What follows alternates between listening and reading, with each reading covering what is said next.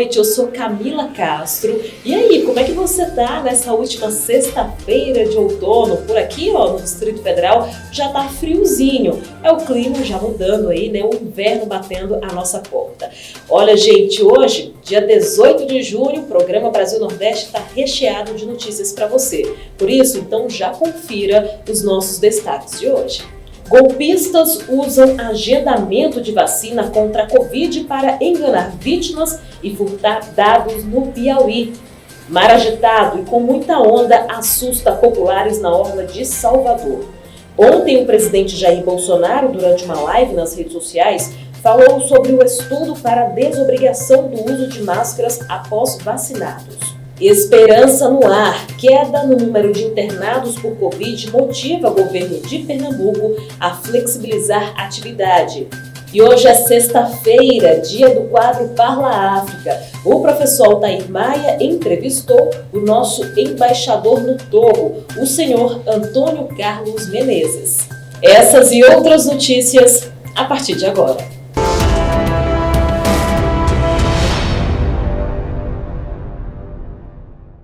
Mais uma vez, muito boa noite para você. Eu começo a edição de hoje chamando a nossa assistente de mídias sociais, que vai falar, gente, que o programa de aquisição de alimentos do Rio Grande do Norte foi prorrogado. Natânia, com você, boa noite. Olá, Camila. Olá, Sandro. E boa noite a você que está nos assistindo. O Programa de Aquisição de Alimentos é uma das principais políticas de incentivo à agricultura familiar no Brasil. No Rio Grande do Norte, o programa beneficia cerca de 100 mil pessoas. Nesta semana, em Mossoró, no Rio Grande do Norte, o ministro da Cidadania, João Roma, assinou o aditivo contratual e liberação de recursos federais para o Programa de Aquisição de Alimentos no Estado. Roma também entregou um certificado com a doação de um micro-ônibus ao município. O convênio firmado entre o governo federal, por meio do Ministério da Cidadania, e o governo do estado repassa cerca de 36 milhões de reais para agricultores familiares inscritos no PAA. Nossa missão é estender o braço do estado a quem mais precisa. É justamente o que estamos fazendo com a assinatura do aditivo contratual e liberação dos recursos do Programa de Aquisição de Alimentos na sua vertente da produção de leite, destacou o ministro João Roma. O contrato, que seria finalizado em junho, seguirá vigente até outubro. O programa contempla mais de 17 mil famílias de 107 municípios do estado. E os golpistas estão soltos, viu? Eles usam agendamento de vacina contra a Covid-19 para enganar vítimas e furtar dados no estado do Piauí. Natânia Mello. Criminosos têm aproveitado a pandemia de Covid-19 para tentar colher dados das pessoas e roubar dinheiro das vítimas. Segundo a Polícia Civil, os golpistas se apresentam como representantes do Ministério da Saúde e responsáveis pelo agendamento da vacinação contra a doença, e assim convencem as vítimas a fornecerem os dados. A partir daí, o criminoso segue conversando e, com as informações em mãos, os golpistas podem clonar telefones e roubar dinheiro das vítimas. O Ministério da Saúde alerta que em nenhuma região do país está sendo realizado agendamento para vacinação ou outros serviços por telefone, e-mail ou mensagens de texto. Há ainda criminosos que usam dados da pesquisa de prevalência de infecção por Covid-19 no Brasil para clonar aplicativos e roubar dinheiro das vítimas. Obrigada, Natânia Mello. A gente se encontra na segunda-feira. Agora eu passo a bola para Rita Brandão, direto da Bahia, porque, gente, o mar agitado com muita onda assustou os moradores de Salvador. Rita Brandão, boa noite. Mar agitado com muitas ondas assustam populares na orla de Salvador. Ondas formadas no meio do mar chamam a atenção de pessoas que circulavam pelas praias de Salvador nesta quinta-feira.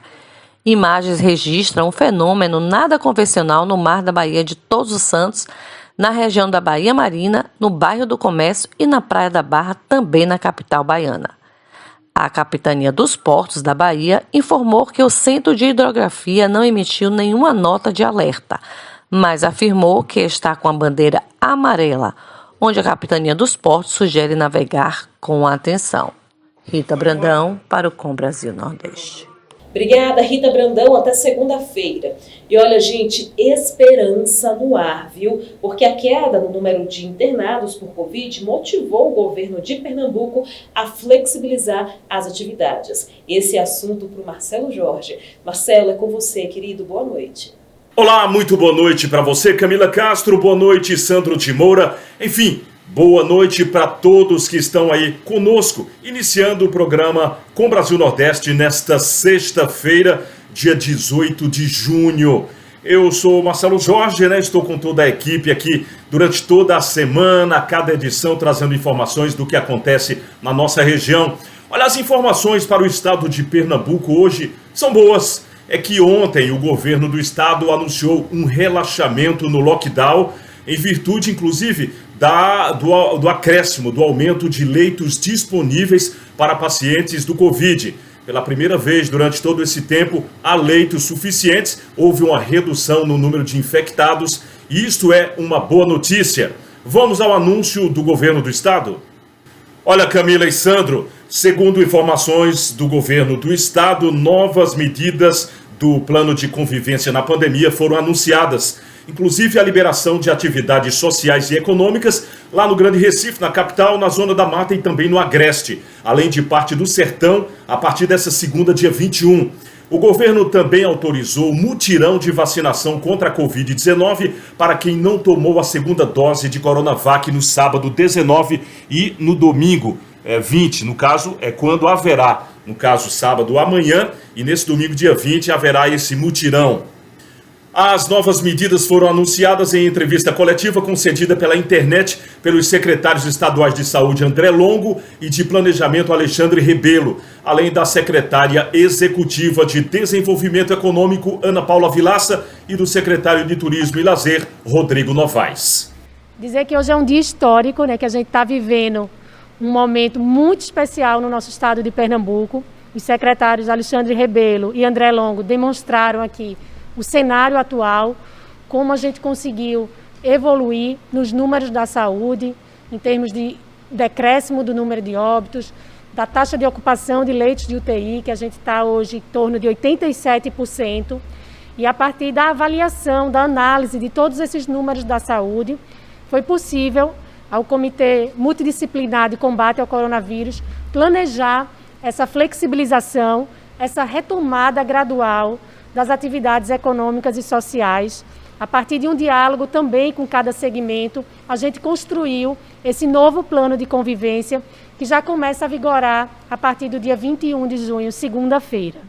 Como a gente falou, de acordo com o Estado, a abertura de setores da economia foi possibilitada por melhorias nos índices de solicitações de vagas de unidades de terapia intensiva, as UTIs, e pela queda do número de internamentos. Outros fatores levados em consideração foram o avanço da vacinação e a redução da fila de espera por leitos de Covid-19 nas UTIs, que, segundo o governador Paulo Câmara, foi zerada. Mas muita atenção, Camila Castro, Sandro de Moura e a equipe do Com Brasil Nordeste e nossos telespectadores em todo o país. Esse relaxamento dessas medidas não significa que a população deve ficar totalmente à vontade, ao contrário. É bom tomar muita precaução, é necessário que se tome as precauções, tanto a população quanto os comerciantes, que começam aí a querer aquecer os seus negócios parados há tanto tempo, mas não devem ter uma ansiedade muito grande, deve ter todas as precauções e cumprimento de todos os protocolos contra o Covid.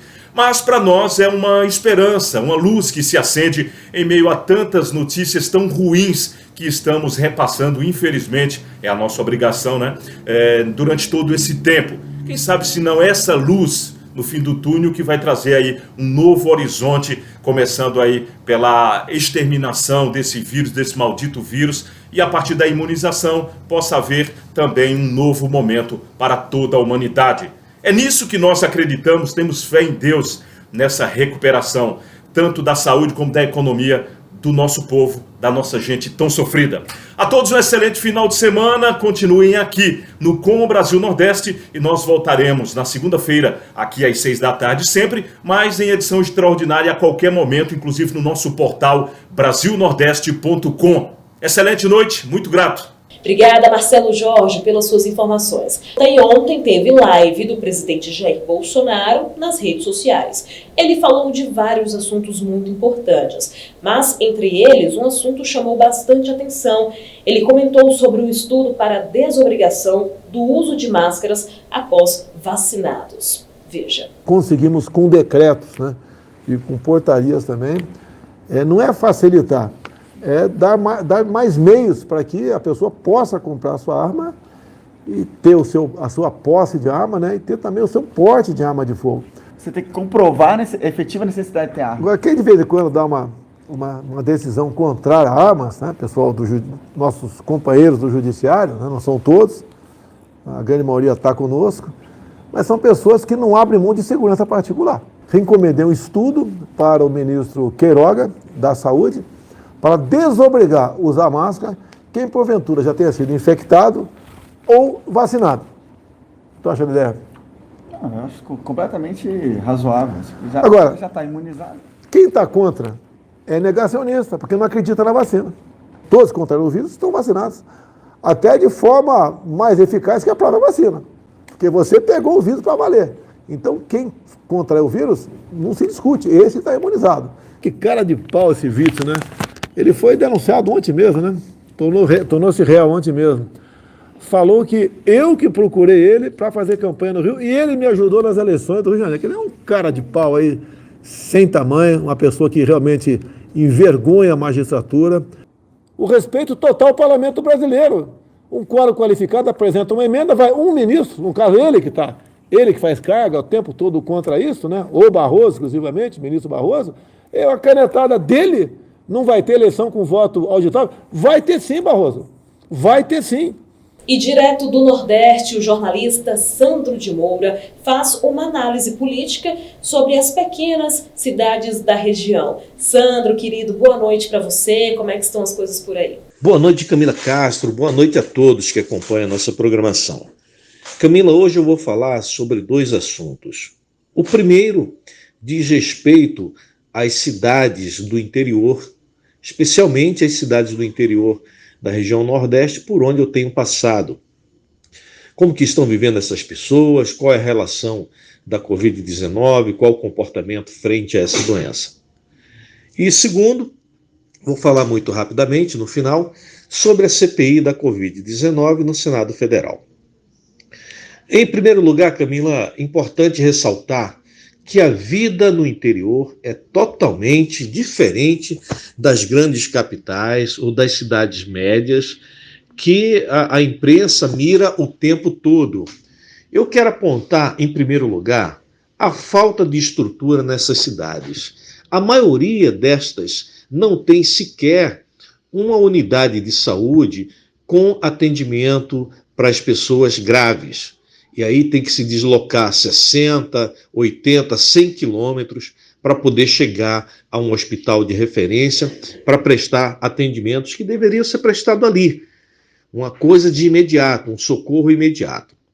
Segundo, Camila, que passado um ano, mais de um ano da pandemia da Covid-19, essas cidades pequenas continuam com os mesmos problemas de um ano atrás. Pouco se fez em relação a melhorar essas estruturas e pouca informação e, infelizmente, a ausência dos gestores públicos na cidade é algo, assim, gritante. Tem cidades que a gente chega que o prefeito nunca está na prefeitura, nunca está andando na sua cidade.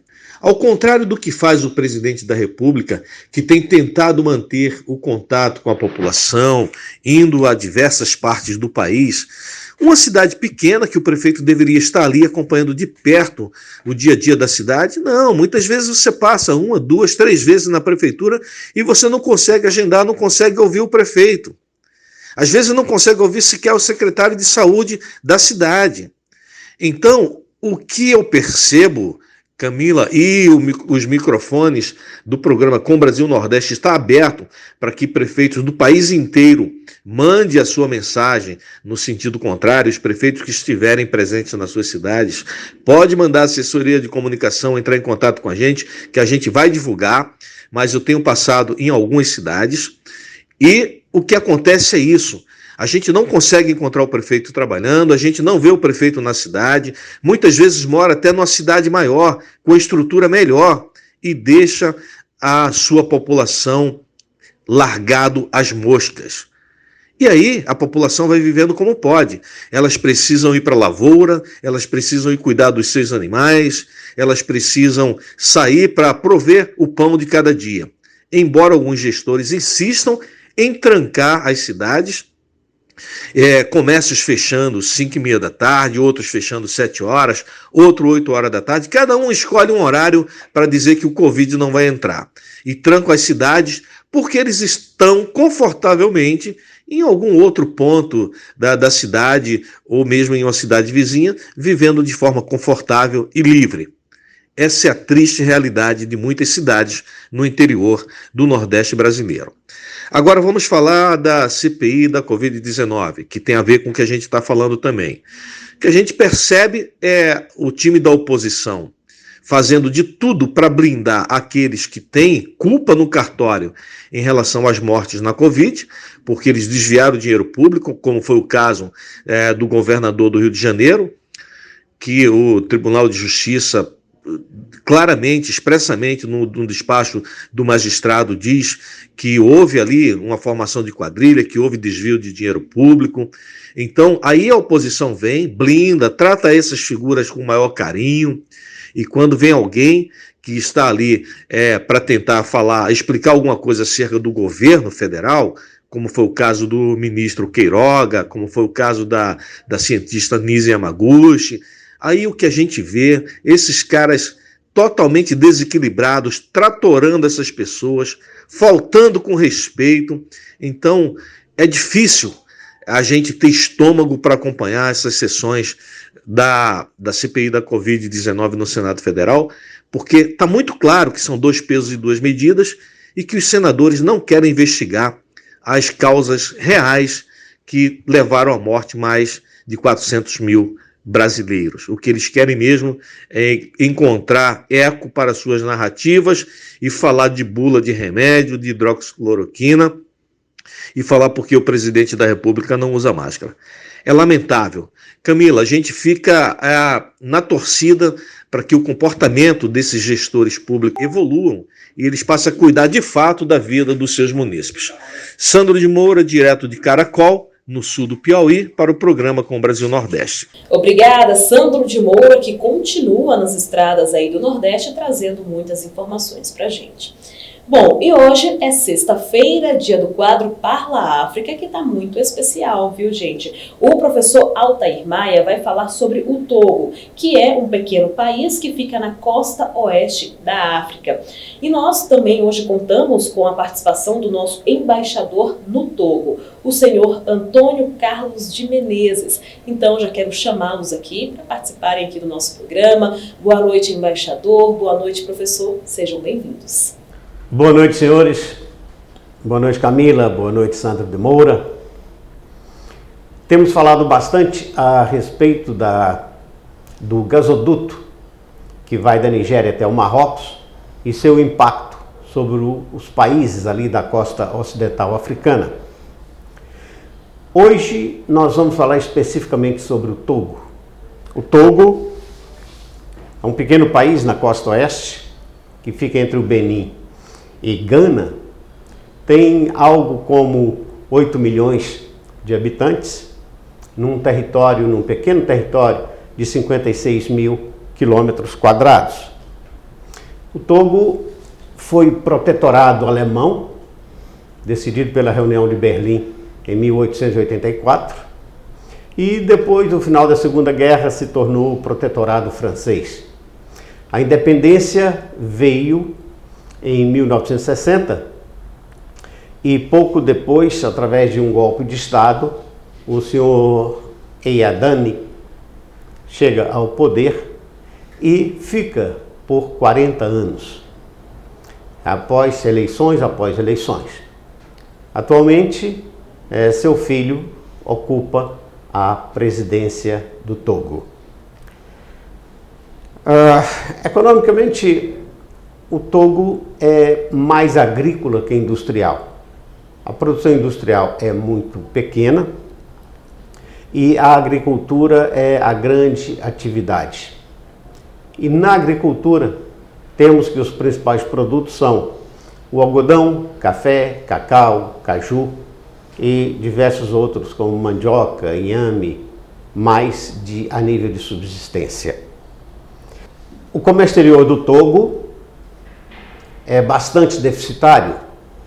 As importações atingem alguma coisa como 2 bilhões de dólares, enquanto as exportações apenas 1 bilhão de dólares.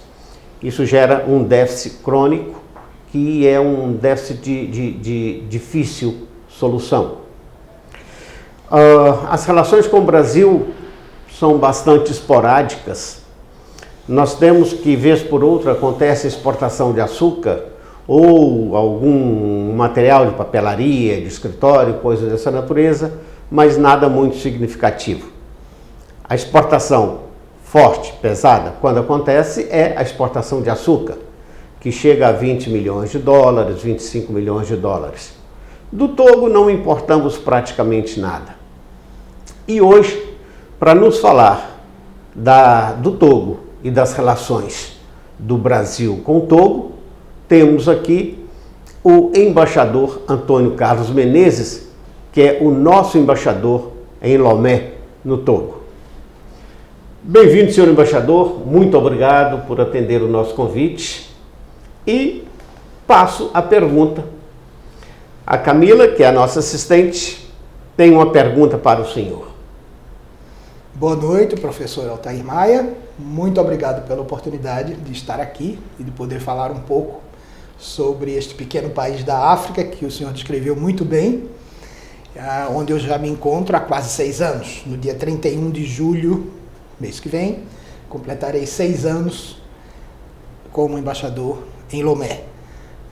O Ministério das Relações Exteriores já me designou para outro posto na mesma região, por isso eu acho que até antes do final do corrente exercício de 2021, eu me mudarei para outro país da região da África Ocidental. Irei para Conakry, na Guiné.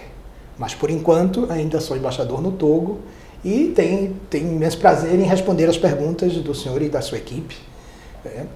Podem passar as perguntas. Perfeito. Camila, a sua pergunta, por favor. Nossa, que entrevista interessante, né? Inclusive eu tô com várias dúvidas aqui. A minha pergunta para o embaixador é: porque milhares de escravos vieram da região do Togo e do Benin aqui para o Brasil, né? E eu quero saber então se há alguma referência quanto a esse fato na cultura togolesa.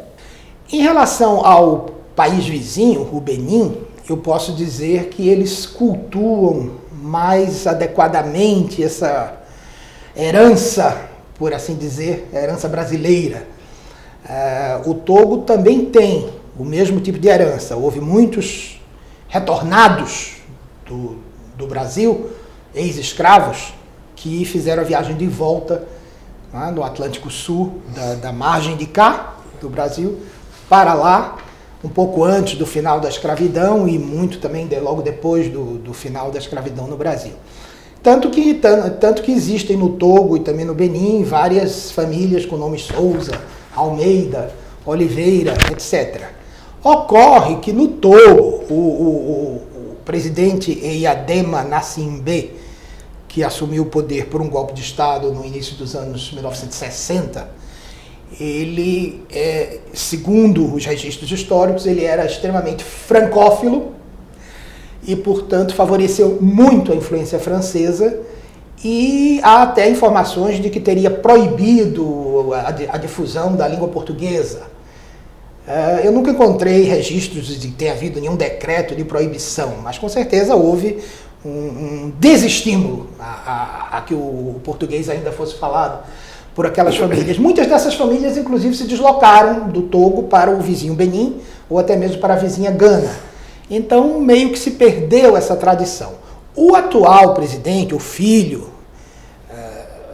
o Nassimbe, que é o For Nassimbe, o pai era Eyadema Nassimbe e o filho é For Nassimbe, que já está no seu 4º mandato à frente dos destinos do Togo, desde o ano de 2005, quando faleceu seu pai. Ele é muito mais esclarecido a esse respeito e desde que ele assumiu, a informação que eu sempre obtive lá é que ele voltou a incentivar esse cultivo de tradições, das várias tradições que compõem o mosaico de povos que é o Togo, que apesar de pequeno é um mosaico de povos como a maioria dos países africanos. E essa influência brasileira meio que voltou a ser cultivada, mas ela não, esse cultivo dessa tradição não está tão desenvolvido quanto no Benin. Claro que o Benin tem aquela belíssima porta do não retorno, e em Uidá, que eu já tive a oportunidade de visitar várias vezes,